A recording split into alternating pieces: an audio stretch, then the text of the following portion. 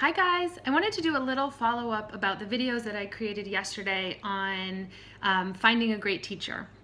The one thing that I forgot to say that I was thinking about last night is that I think it's really important to find a teacher that you feel in some way connected to, or when they talk or they say things about their philosophy or their principles or their teaching, that you feel like you're nodding your head and like, yeah, that's me too, or I understand them or they understand me.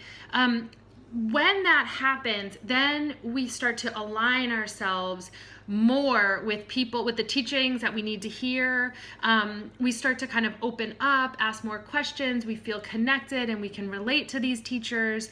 So when you're looking, and in fact, I would say this with anyone, a coach, a therapist, yoga teacher, meditation teacher, when you're talking about personal development, when you're talking about growth, when you're talking about transformation, you want to work with people who have had some kind of experience in what they're teaching and who've had experience with transformation or had experience with healing, so that they're really talking from how their own experience, they're helping you maybe navigate something that's going on with you, and they can do that in a way that really hears and sees you, rather than, what's an example? Okay, so an example would be someone who's a business coach but who's never run a business.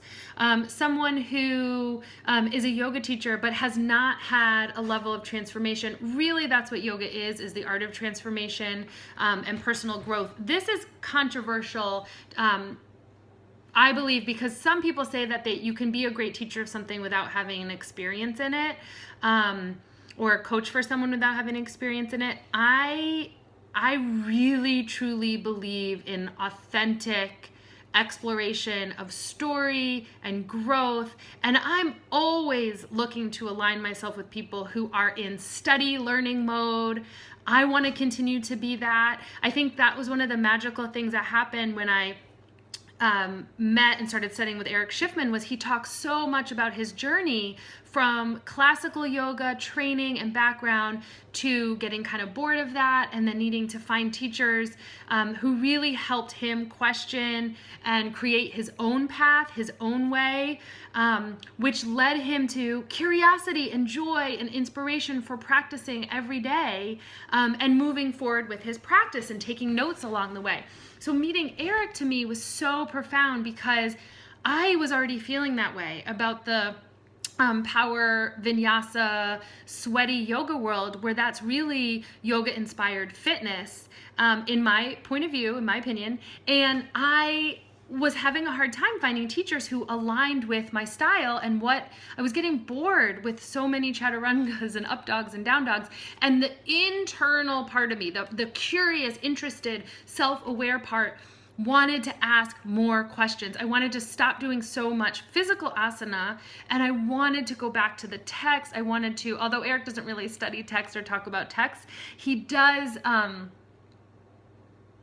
really invite you to be curious about your life. And that's what the texts do. It's the art of living and breathing and asking the questions so that you can align with your purpose. Some people call it your true bliss or follow your passion. There's all of this kind of stuff that goes on in the psycho-spiritual world, but I really see it as a way to navigate my life from strength. Like, my yoga practice is alive in my life. It's how I interact with my children and my neighbors and the people who work in my community. It's how I spend my days with the breath and being here. And part of the responsibility of being a yoga practitioner is sharing the teachings, is spreading the word, is helping others be able to find their way home in their bodies, in their hearts.